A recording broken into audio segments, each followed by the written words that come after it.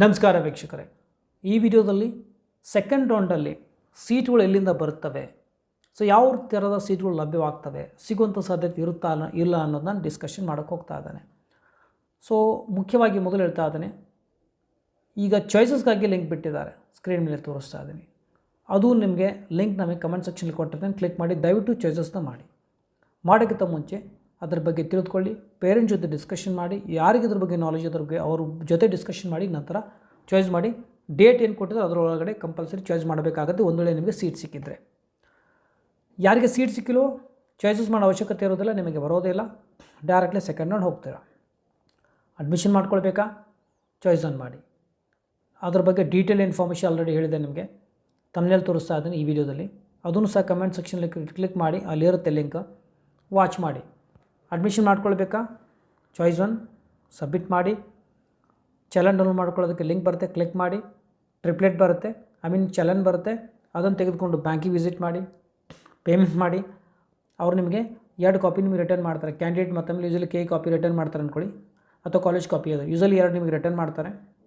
ತೆಗೆದುಕೊಂಡು 2 ತಾಸುಗಳ ನಂತರ ಲಾಗಿನ್ ಮಾಡ್ಕೊಳ್ಳಿ.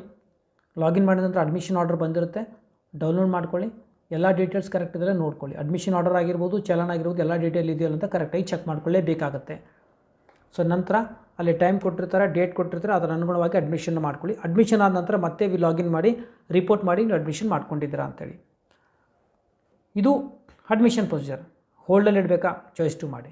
ಸಿಕ್ಕಿರೋ ಸೀಟ್ ಕ್ಯಾನ್ಸಲ್ ಮಾಡಬೇಕಾ, ಚಾಯ್ಸ್ 3 ಮಾಡಿ. ಹೋಲ್ಡಲ್ಲಿ ಅಂದರೆ ಚಾಯ್ಸ್ 2, ಕ್ಯಾನ್ಸಲ್ ಮಾಡಬೇಕಂದ್ರೆ ಚಾಯ್ಸ್ 3. ಎಕ್ಸಿಟ್ ಆಗಬೇಕಾ ಸೇಫಾಗಿ, ಚಾಯ್ಸ್ 4. MBBS ಡೆಂಟಲ್ ಮಾಡಬೇಕಂದ್ರೆ ತಪ್ಪಿನೂ ಚಾಯ್ಸ್ ಒನ್ ಮಾಡಬೇಡಿ, ಚಾಯ್ಸ್ 2, ಚಾಯ್ಸ್ 3, ಚಾಯ್ಸ್ 4 ಯಾವುದಾದ್ರೂ ಮಾಡ್ಕೊಳ್ಳಿ. ಹೋಲ್ಡಲ್ಲಿ ಇಟ್ಕೊಂಡು ಮಾಡಿದ್ರು ಉತ್ತಮನೇ. ಸೀಟ್ ಕ್ಯಾನ್ಸಲ್ ಮಾಡಿ ನೀವು ಪಾರ್ಟಿಸಿಪೇಟ್ ಮಾಡ್ಕೋಬೋದು, ಅಥವಾ ಚಾಯ್ಸ್ 4 ಅಂತ ಹೇಳಿ ಹೊಡೆದು ನೀವು ಸೇಫಾಗಿ ಈ ಒಂದು KCET ಕೌನ್ಸಿಲಿಂದ ಹೊರಗೆ ಬರ್ಬೋದು. ನೀಟ್ ಕೌನ್ಸಿಲಿಂಗ್ ನಡೆದಾಗ ಬೇಕಾದರೆ ಅಲ್ಲಿ ನೀವು ಟ್ರೈ ಮಾಡ್ಬೋದು. ತಪ್ಪಿನ ಚಾಯ್ಸ್ ಒನ್ ಮಾಡಬೇಡಿ. ಓಕೆ, ಮತ್ತು ಈಗ ನಾವು ನೋಡೋಣ ರೌಂಡ್ 2ನಲ್ಲಿ ಯಾವೆಲ್ಲ ಸೀಟ್ಗಳು ಲಭ್ಯವಾಗ್ತವೆ. ಯಾವ ಕಾಲೇಜ್ನಲ್ಲಿ ಸೀಟ್ ಫಿಲ್ಲೇ ಆಗಿಲ್ಲಪ್ಪ ಅಂದರೆ ಕೆಲವು ಸೀಟ್ಗಳು ಅನ್ಫಿಲ್ಡ್ ಇರ್ತವೆ, ಅವೆಲ್ಲ ಸೀಟ್ಗಳು ಲಭ್ಯವಾಗ್ತವೆ. 1 ಮತ್ತು ಚಾಯ್ಸ್ 3 ಯಾರು ಮಾಡ್ತಾರೋ ಆ ಸೀಟ್ ಕ್ಯಾನ್ಸಲ್ ಆಗಿರುತ್ತೆ, ಲಭ್ಯವಾಗ್ತವೆ. ಚಾಯ್ಸ್ 4 ಮಾಡ್ತಾರೆ ನೋಡಿ, ಅವ್ರಿಗೆ ಸೀಟ್ ಸಿಕ್ಕಿದ್ದು ಕ್ಯಾನ್ಸಲ್ ಆಗಿ ಅದು ಸೆಕೆಂಡ್ ರೌಂಡಲ್ಲಿ ಅವೈಲೇಬಲ್ ಆಗ್ತವೆ. ಮತ್ತು ಚಾಯ್ಸ್ 1 ಮಾಡಿರ್ತಾರೆ, ಯೂಸಲಿ ಮೀನ್ಸ್ ಯಾವುದೇ ರೀತಿ ಪೇಮೆಂಟ್ ಮಾಡೋದಿಲ್ಲ, ಆ ಸೀಟ್ಗಳು ಕ್ಯಾನ್ಸಲ್ ಆಗಿ ಅವೈಲೇಬಲ್ ಆಗ್ತವೆ. ಕೆಲವು ಚಾಯ್ಸ್ 1 ಮಾಡ್ತಾರೆ, ಡೌನ್ಲೋಡ್ ಮಾಡಿಕೊಡ್ತಾರೆ, ಅಡ್ಮಿಷನ್ ಇದು ಒಂದು ಪೇಮೆಂಟ್ ಮಾಡಿರ್ತಾರೆ, ಆದರೆ ಕಾಲೇಜ್ಗೆ ಹೋಗಿ ಅಡ್ಮಿಷನ್ ಮಾಡಿರೋದಿಲ್ಲ, ರಿಪೋರ್ಟ್ ಮಾಡೋದಿಲ್ಲ, ಆ ಸೀಟು ಕ್ಯಾನ್ಸಲ್ ಆಗುತ್ತೆ. ಸೊ ಆಮೇಲೆ ಯಾವುದು ಹೊಸದಾಗಿ ಆ್ಯಡ್ ಮಾಡಿರೋಂಥ ಕಾಲೇಜ್ಗಳು ಅವೈಲೇಬಲ್ ಆಗ್ತವೆ. ಸೊ ಇನ್ನೊಂದು ಫೈನಲ್ ಹೇಳಬೇಕಂದ್ರೆ, ಒಂದು ವೇಳೆ ನಾನು ಚಾಯ್ಸ್ 2 ಮಾಡಿದ್ದೆ ಅಂದ್ಕೊಳ್ಳಿ, ನನಗೆ ಕಾಲೇಜ್ X ಸಿಕ್ಕಿದೆ, ನಾನು ಸೆಕೆಂಡ್ ರೌಂಡಿಗೆ ಹೋದಾಗ ಅಲ್ಲೇನಪ್ಪ ಅಂತಂದರೆ ನಾನು ಆಲ್ರೆಡಿ ಚಾಯ್ಸ್ 2 ಮಾಡಿರ್ತೇನೆ, ನನಗೆ X ಕಾಲೇಜ್ ಅಲೋಟ್ ಆಗಿರುತ್ತೆ. ಹೈಯರ್ ಪ್ರಯಾರಿಟಿ A ಕಾಲೇಜ್ ಸಿಕ್ಕಿರೋಂಥ X ಬೇರೆಯವರಿಗೆ ಸಿಗುತ್ತೆ. ಆ ರೀತಿ ಸೆಕೆಂಡ್ ರೌಂಡಲ್ಲಿ ಕಾನ್ಸಿಕ್ವೆನ್ಸಲ್ ವೇಕೆನ್ಸೀಸ್ ಅಂತ ಕರಿತೀವಿ, ಆ ಸೀಟ್ಗಳು ಅವೈಲೇಬಲ್ ಆಗ್ತವೆ. ಯಾರು ಚಾಯ್ಸ್ 1, ಚಾಯ್ಸ್ 2, ಚಾಯ್ಸ್ 2, ಚಾಯ್ಸ್ 3 ಮಾಡಿರ್ತೋಡಿ ಯಾವುದೇ ರೀತಿ ಡಿಲೀಟ್ ಪ್ರಯಾರಿಟಿ ಮಾಡೋಕ್ಕೆ ಬರೋದಿಲ್ಲ, ಕೇವಲ ಚಾಯ್ಸ್ ಮಾಡಬೇಕಾಗುತ್ತೆ. ಭಾಳ ಜನ ಹೇಳ್ತಾ ಇದ್ದಾರೆ, ಸರ್ ಚಾಯ್ಸ್ 2 ಸಬ್ಮಿಟ್ ಮಾಡಿದ್ದೇನೆ, ಈಗ ನಾನು ಡಿಲೀಟ್ ಮಾಡಬೇಕಂತ ಅದೀನಿ, ಪ್ರಯಾರಿಟಿ ಚೇಂಜ್ ಮಾಡಬೇಕಂತ ಅದೀನಿ, ಬರ್ತಾಯಿಲ್ಲ. ಅದು ಈಗ ಬರೋದಿಲ್ಲ, ಸೆಕೆಂಡ್ ರೌಂಡ್ ಡ್ಯೂರೇಷನ್ ಬೇರೆನೇ ಇರುತ್ತೆ, ಬಂದಾಗ ಹೇಳಿರ್ತೇನೆ. ಕೇವಲ ಚಾಯ್ಸ್ನ ಸಬ್ಮಿಟ್ ಮಾಡಿ ಬಿಟ್ಬಿಡಿ ಅಷ್ಟೇ, ಮತ್ತು ಈಗೇನು ಮಾಡೋ ಅವಶ್ಯಕತೆ ಇರೋದಿಲ್ಲ.